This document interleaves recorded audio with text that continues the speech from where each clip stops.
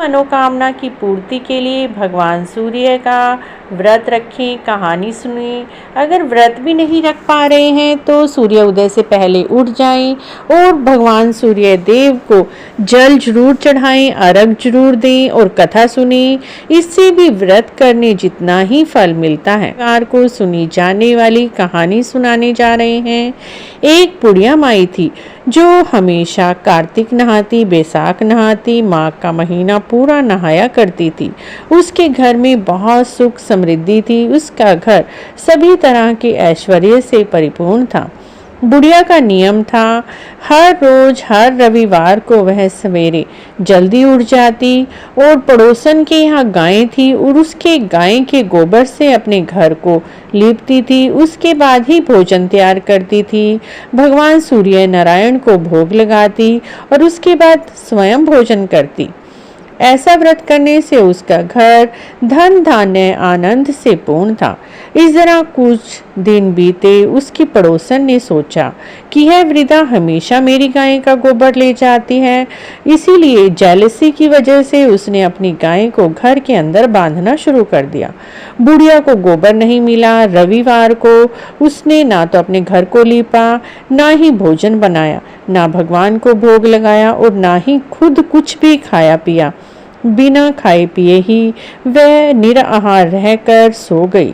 भूखी सोई हुई थी तो रात को भगवान जी ने उसे स्वप्न में दर्शन दिए। सूर्य भगवान ने भोजन न बनाने और भोग न लगाने का बुढ़िया माई से कारण पूछा। बुढ़िया माई ने बताया कि भगवान आज मुझे गोबर नहीं मिला, जिसके कारण मैंने ना तो घर लीपा, ना भोजन बनाया, ना खुद खाया, ना आपको भोग लगाया, क्योंकि मेरे पास गाय ही नहीं है। तब भगवान ने खुश होकर उसे गाय दी। एक गाय देकर वह अंतर ध्यान हो गई। सपने में उसने गाय का आशीर्वाद प्राप्त किया था। तो जब सुबह वृद्धा की आंख खुली तो वह देखती है उसके आंगन में एक सुंदर गाय और बछड़ा बंधे हुए हैं। गाय और बछड़े को देखकर बुढ़िया माई बहुत खुश हुई। उनको घर के बाहर ही बांध दिया, वहीं खाने का चारा डाल दिया।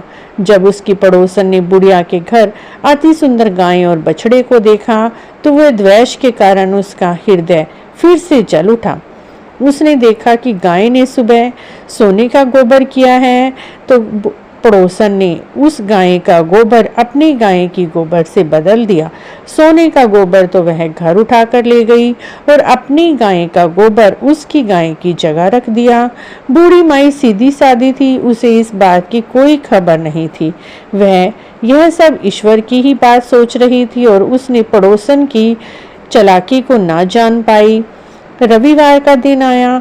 उसने उसी तरह से घर को लीपा, भोजन बनाया, भगवान को भोग लगाया, खुद भी भोजन किया। जब भगवान ने देखा कि बुढ़िया माई पड़ोसन के द्वारा ठगी जा रही है तो ईश्वर ने अपनी माया से एक दिन बहुत जोर से आंधी चलाई। बुढ़िया ने आंधी की वजह से गाय और बछड़े को अपने घर के अंदर ही बांध लिया। सुबह उठकर देखती है कि उसकी गाय ने सोने का गोबर दिया हुआ है। उसे देखकर तो उसकी आश्चर्य की कोई सीमा ही नहीं रही। वह हर रोज गाय को अब भी घर के अंदर ही बांधती थी।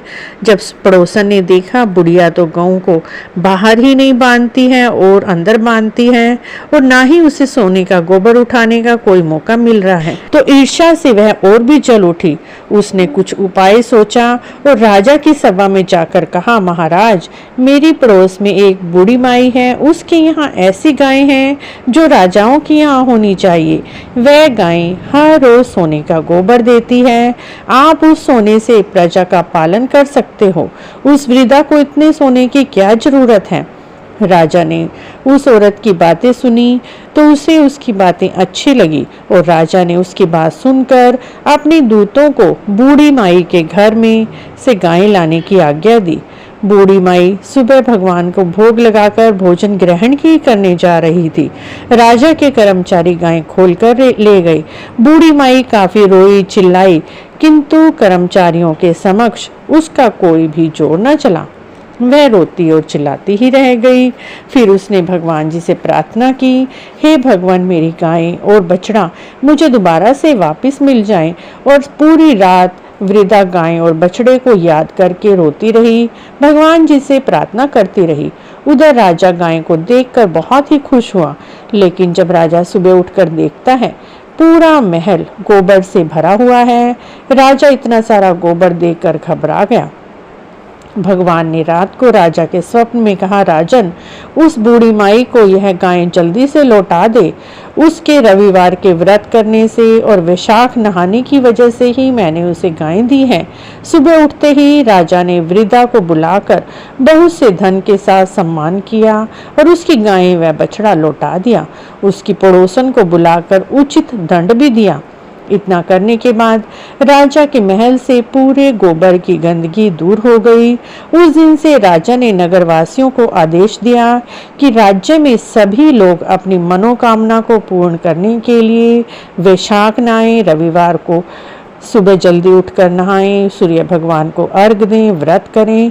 इससे सभी लोग सुखी हो पाएंगे, कोई भी बीमारी नहीं होगी, प्रकृति का प्रकोप नहीं होगा और पूरे नगर में खुशी खुशी होगी, सारी तरफ समृद्धि ही समृद्धि होगी।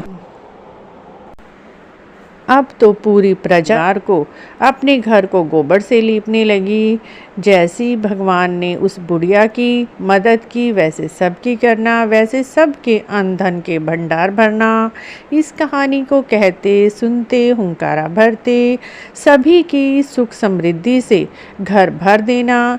हे भगवान, यही हमारी सबकी कामना है। बोलिए सूर्य नारायण भगवान की जय।